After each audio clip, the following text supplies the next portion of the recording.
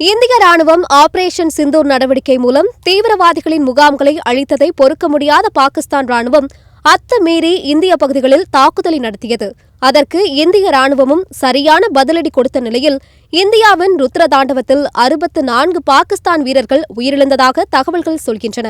Operation சிந்தூரில் பாகிஸ்தானில் குடியிருப்புகள் மற்றும் ராணுவ தளங்கள் குறிவைக்கப்படாமல் துல்லியமாக தீவிரவாத முகாம்கள் மீது மட்டுமே தாக்குதல் நடத்தப்பட்டது.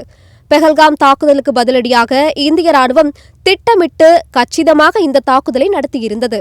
ஆனால் இந்திய ராணுவத்தின் அசாத்திய பலனை தாங்காத பாகிஸ்தான் எல்லை மீறி இந்திய பகுதிகளில் தாக்குதல் நடத்திய போதும் கூட முதல் 2 நாட்கள் இந்தியா பதிலடி கொடுக்கவில்லை.